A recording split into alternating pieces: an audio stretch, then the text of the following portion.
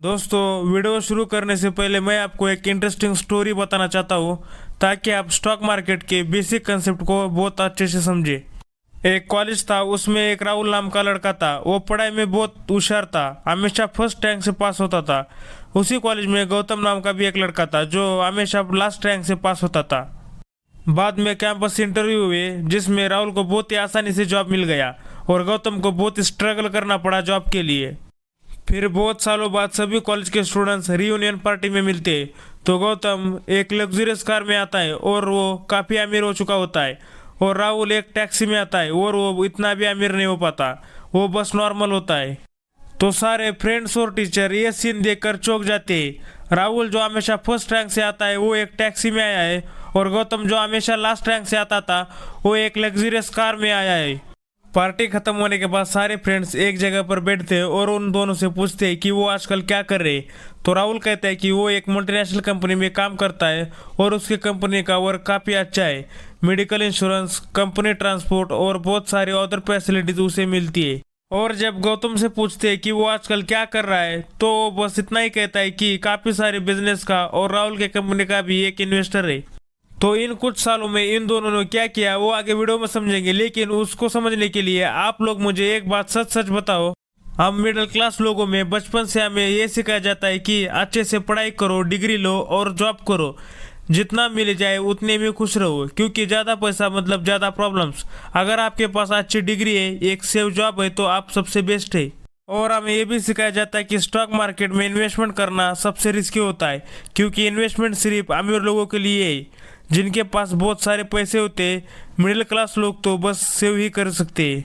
और आपको तब तक काम करना है जब तक आपका बेटा बड़ा ना हो जाए और जिम्मेदारी ना ले ले पैसे कमाने की, तभी आपको आराम मिलेगा और आप बाकी की जिंदगी काट सकोगे।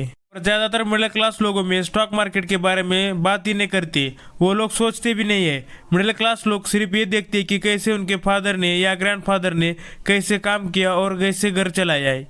और मिडिल क्लास लोगों में तो ज़्यादातर लोग बीमार होने के बाद भी काम करते रहते हैं। तेज बारिश के मौसम में भी दौड़कर काम पर जाते हैं, क्योंकि अगर वो काम नहीं करेंगे तो उनको सैलरी कैसे मिलेगी और उनका घर कैसे चलेगा। कभी कभी आप भी सोचते होंगे कि काश हमारे पास बहुत सारे पैसे हो, रिलैक्स होकर टाइम स्पेंड करें और हमें पैसों की चिंता करने ही ना पड़े, और हमें घर बैठे कोई काम करना ना पड़े और हमें रेगुलर इनकम मिले और हमारे अकाउंट में ऑटोमेटिक अमाउंट ऐड होता रहे। ज़्यादातर लोगों को ये नामुमकिन लगता है। कुछ लोग सोचेंगे ऐसा कैसे हो सकता है, बिना काम किए हम कैसे पैसे कमा सकते हैं। लेकिन दोस्तों, सच ये है कि फाइनेंशियल फ्रीडम हमारे लाइफ में काफ़ी इजीली पॉसिबल है। एग्जाम्पल से समझते हैं। देखो, दुनिया में दो टाइप के लोग होते हैं, एक वो जो जॉब देते हैं यानी बिजनेसमैन और इन्वेस्टर्स, दूसरे वो जो जॉब्स लेते हैं यानी एम्प्लॉयज और लेबर्स। अगर आप दूसरी कैटेगरी में रहते हो तो आपको ज़्यादा इनकम तब मिलेगी जब आप ज़्यादा मेहनत करते हो, लेकिन अगर आप पहली कैटेगरी में रहते हो तो आपको ज़्यादा इनकम तब मिलेगी जब आपके एम्प्लॉयज़ काम करते हैं।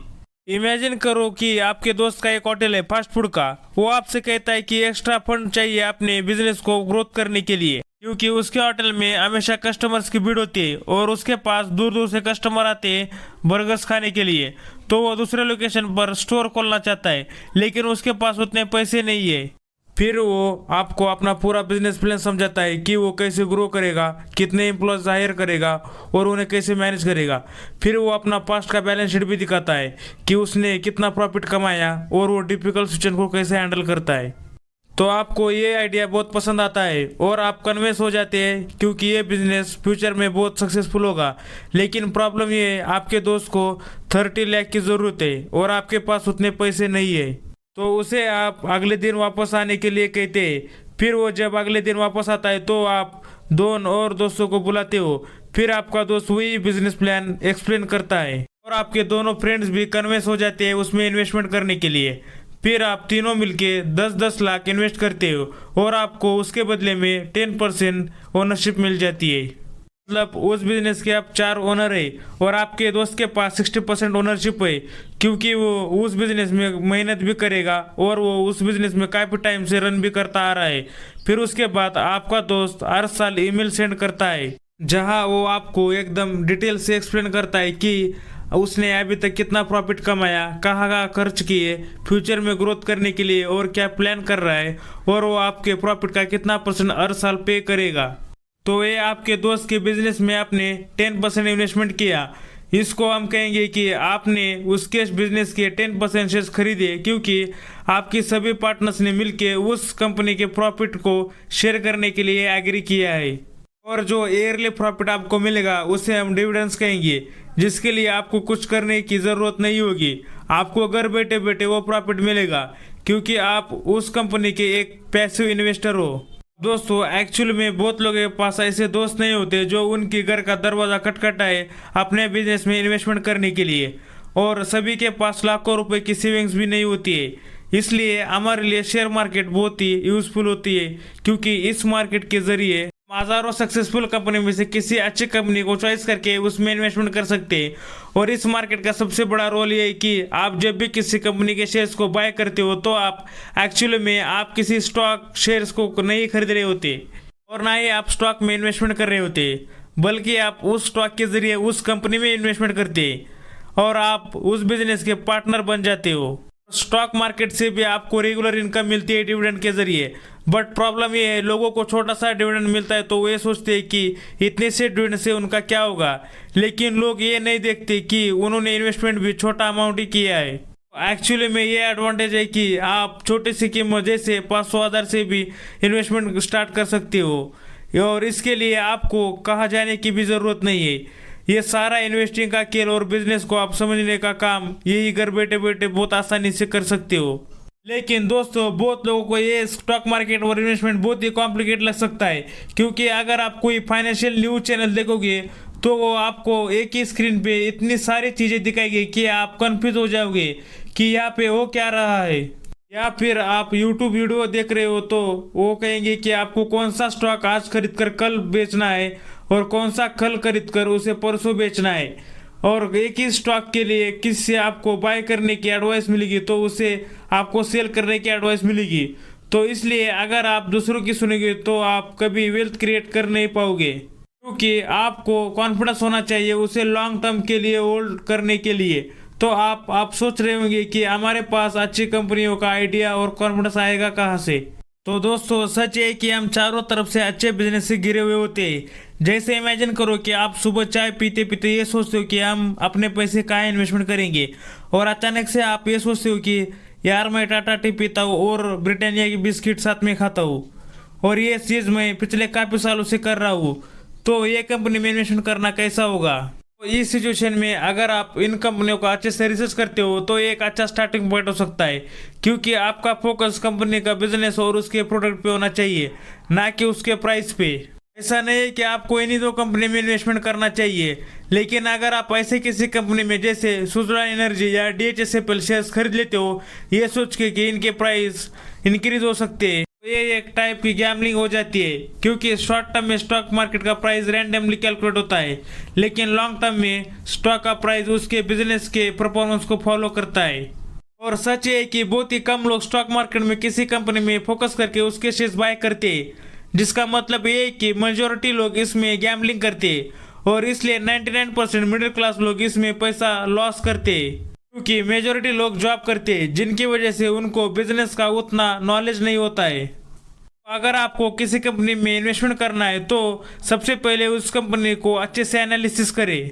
अगर आपको कोई कंपनी अच्छी लगती है और उसमें इन्वेस्टमेंट करना है तो आप उसमें छोटे अमाउंट से शुरू कर सकते हो, जैसे उनके 1-2 शेयर्स खरीद सकते हो ट्रैकिंग पोजीशन के लिए, यहाँ से आप उसे और स्टडी करना शुरू करोगे। तो हम ये समझते हैं कि आप किसी कंपनी में इन्वेस्टमेंट कैसे कर सकते हो। तो जब भी आपको पैसा सेव करना होता है तो आपको एक बैंक अकाउंट ओपन करना होता है, उसी तरह आपको अगर किसी बिजनेस में इन्वेस्टमेंट करना होता है तो आपको एक इन्वेस्टमेंट अकाउंट ओपन करना होता है, जिसको हम डीमैट और ट्रेडिंग अकाउंट कहते हैं। कंपनी अच्छा प्रॉफिट कमाती है तो अपना डिविडेंड डायरेक्टली शेयर होल्डर्स के अकाउंट में ट्रांसफर करती है, इसमें कोई ब्रोकर इन्वॉल्व नहीं होते। तो एक्चुअली में आप थोड़ा गौर करोगे तो स्टॉक, कैश और बैंक डिपॉजिट के मुकाबले शेयर ज़्यादा सेफ दिखाई देते हैं, क्योंकि कोई बैंक बंद होता है तो आपके FD और सेविंग एक बार खतरे में हो सकते हैं, और कैश आपसे कोई चोरी भी कर सकता है। लेकिन अगर आपने किसी अच्छी कंपनी में इन्वेस्टमेंट कर दिया, फिर आपका ब्रोकर बंद भी हो गया, तो भी आपको टेंशन लेने की ज़रूरत नहीं है, क्योंकि आपके शेयर्स का रिकॉर्ड कंपनी के पास भी होते हैं।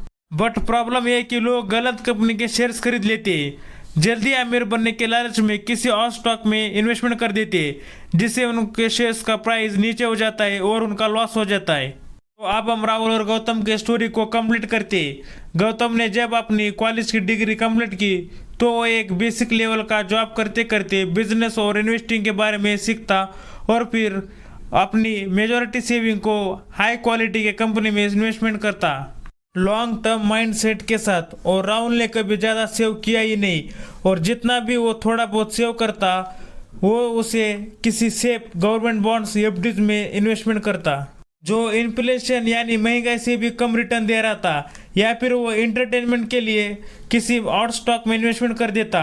तो राहुल ने पैसा तो बहुत कमाया था, लेकिन वो अपने कैपिटल को ग्रो करना तो दूर की बात है, वो उसे प्रिजर्व भी नहीं कर पाता। दोस्तों, सबसे सैड बात यह है कि 99% लोग ऐसे ही राहुल जैसी लाइफ गुजार देते हैं। कहते हैं कि स्टॉक मार्केट सबके लिए नहीं है, क्योंकि इसमें आपको बहुत ज़्यादा नॉलेज और पैसों की ज़रूरत होती है।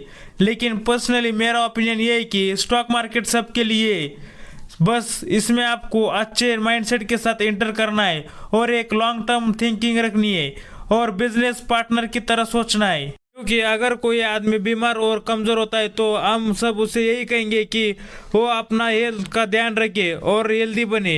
उसी तरह अगर कोई फाइनेंशियली वीक और पुअर है तो उसे मैं यही कहूँगा कि वो इस गेम ऑफ द मनी को सीखे, यानी बिजनेस और इन्वेस्टिंग को सीखे और अपने माइंडसेट को इम्प्रूव करे। दोस्तों, आई होप आपको इस वीडियो से कुछ ना कुछ सीखने को मिला होगा। और वीडियोस देखने के लिए वीडियो को लाइक करके चैनल को सब्सक्राइब जरूर करना।